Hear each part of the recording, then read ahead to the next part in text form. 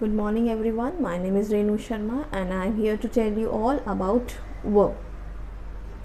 Today I will teach you all about regular or irregular verb. Especially while speaking.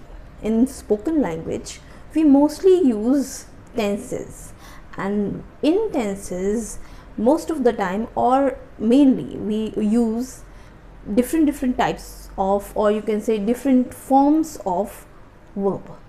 Fine. So here I am going to tell you all about regular or irregular verb, and in spite of this all these regular or irregular verb, I will tell you all about that verb has got three different forms also. According to its tenses we use it. Fine. Like जैसे कि अगर हमें present के बारे में बात करनी है तो प्रेजेंट में हम लोग वर्ब की फ़र्स्ट फॉर्म यूज़ करते हैं, और हम पास्ट में जब बात करते हैं, जो काम कल किया था यानी कि पास्ट में हम जब भी बात करते हैं तब हम हमेशा वर्ब की सेकेंड फॉर्म का यूज़ करते हैं. ठीक है. और उसके अलावा जब भी हम पास्ट पार्टिसिपल, जैसे कि something have done, something is done, is नहीं, has done, so in this case that, इसको हम पास्ट पार्टिसिपल कहते हैं. इसमें काम हो चुका होता है. ठीक है. तो पास्ट पार्टिसिपल में हमेशा हम वर्ब की थर्ड फॉर्म का यूज़ करते हैं. ठीक है. तो इस तरीके से वर्ब की फर्स्ट फॉर्म को हम बेस फॉर्म भी कहते हैं. फर्स्ट फॉर्म, सेकेंड फॉर्म जो कि हम पास्ट टेंस में यूज़ करते हैं, एंड थर्ड फॉर्म को हम पास्ट पार्टिसिपल में यूज़ करते हैं. ठीक है. ये तो हो गए थ्री फॉर्म्स ऑफ वर्ब. इसके अलावा हम वर्ब की फर्स्ट फॉर्म प्लस ES और ES को जब भी सब्जेक्ट यानी कि काम करने वाला कर्ता जो है ये सिंगुलर होता है, third person singular. If it is singular then we always use S और ES with verb base form. ठीक है. वर्ब की जो बेस फॉर्म होती है उसके साथ में S और ES यूज़ करते हैं. लेकिन यहाँ पे जैसे हैव है, हैव वर्ब की हैव एक वर्ब है और ये वर्ब की बेस फॉर्म हैव है, लेकिन जब हम इसमें S यूज़ करते हैं तो ये हैव हैज़ में चेंज हो जाता है. ठीक है. हैव्स कुछ नहीं होता, मतलब कि हैव्स नहीं होएगा, ये होएगा हैव का हैज़ हो जाएगा. ठीक है. उसके अलावा when ever you use verb in a continuous tense, like something is going on, something is in process, something is doing or something is happening, like Meera is working, like. ठीक है.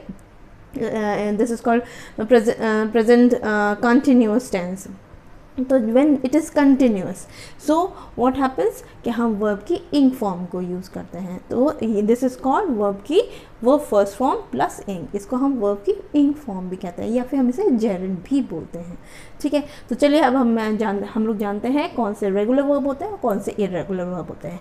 Regular verb वो होते हैं जब भी verb के पीछे ed लगता है. जब भी वर्ब के पीछे क्या लगता है, ed लगता है, तो वो रेगुलर वर्ब होता है. और जिन वर्ब्स की सेकेंड और थर्ड फॉर्म में ed लगता है वो रेगुलर वर्ब्स होते हैं.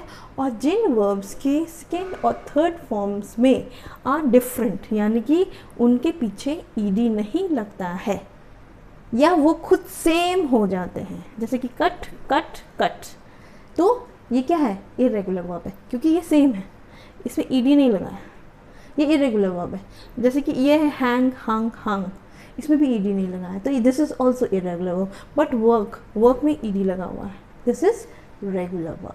सो यही डिफरेंस होता है रेगुलर और इरेगुलर वर्ब का. चलिए हम लोग देखते हैं. यहाँ पे हमने कुछ वर्ब्स लिखे हैं, वर्ब फॉर्म्स लिखे हैं, और देखते हैं कौन से रेगुलर वर्ब है और कौन से इरेगुलर वर्ब है.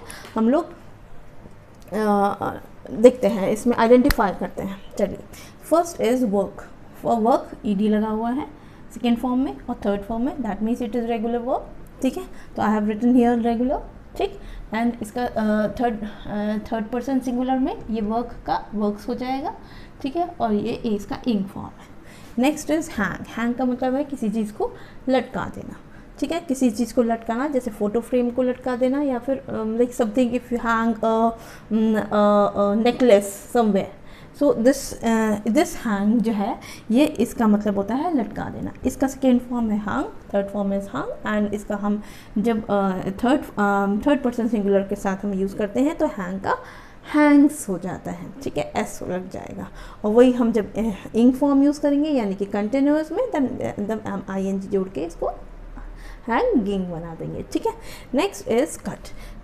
कट जैसे कि मैंने आपको बताया, कट भी एक इर्रेगुलर वर्ब है क्योंकि इसमें कोई ed नहीं लगा है, no ed, so that means it is irregular में इसमें भी s लग जाएगा और ये कटिंग बन जाएगा, ठीक है, कंटिन्यूअस में।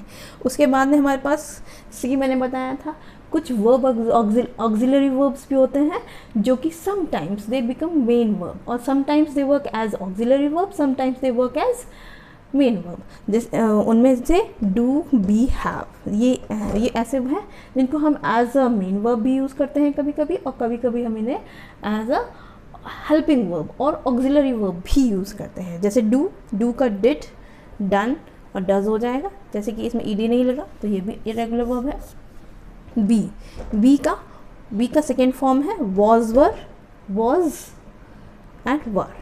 नेक्स्ट इज बी का जो थर्ड फॉर्म है बी की, वो होगी बीन हम पास्ट पार्टिसिपल में यूज़ करते हैं, और बीन स्पेशली जब हम लोग इसमें यूज़ होता है, और मोस्टली हम लोग पैसिव वॉइस में भी बीन का बहुत यूज़ करते हैं। बी स्पेशली बीन, ये जो है बी के सारे फॉर्म्स ज़्यादातर हम लोग पैसिव वॉइस में बहुत यूज़ करते हैं। जब हम ऑब्जेक्ट को मेन समझते हैं और सब्जेक्ट को लास्ट बनाते हैं, ठीक है, तो उस केस में हम सब्जेक्ट को, या फिर हम सब्जेक्ट को हटा ही देते हैं, हम लोग ऑब्जेक्ट को मेन बहुत इंपॉर्टेंस देते हैं पैसिव वॉइस में, तब हम बी के डिफरेंट फॉर्म्स का बहुत यूज़ करते हैं, ठीक है। तो was, verb, been, is, am, are हो जाएगा और बीइंग बन जाएगा, ठीक है। नेक्स्ट इज, ये भी क्या है, ये भी एक इर्रेगुलर वर्ब है। Then there is have, then had. अब जैसे कि मैंने बताया थर्ड पर्सन सिंगुलर के साथ हैव्स नहीं होगा, हैज़ हो जाएगा, ठीक है, तो हैज़ एंड देन हैविंग, ठीक है। नेक्स्ट इज, ये भी एक इरेगुलर वर्ब है। नेक्स्ट इज गो का हम लोग मोस्टली बहुत यूज़ होता है। गो वर्ब का, go second form is went, third form is gone, go, went, gone, इसमें es लग जाएगा, गोज हो जाएगा, और इंग फॉर्म गोइंग, ठीक है, ये कंटिन्यूअस में बन जाएगा। ये भी एक इरेगुलर वर्ब है। इस तरीके से जितनी ज़्यादा हम प्रैक्टिस करेंगे, जितने ज़्यादा वर्ब्स की हम प्रैक्टिस करेंगे, इस तरह से छोटे छोटे वर्ब्स को लेकर के हम जितनी ज़्यादा उनकी प्रैक्टिस करेंगे, तब हमें पता चलेगा कि कौन सा वर्ब इरेगुलर है और कौन सा verb regular. Specially while speaking, all these words are very much helpful, and this is very important to know about all of them. Fine. So this is why like we all need to have information about it. So thank you everyone and have a nice day. फिर मिलेंगे. Bye bye.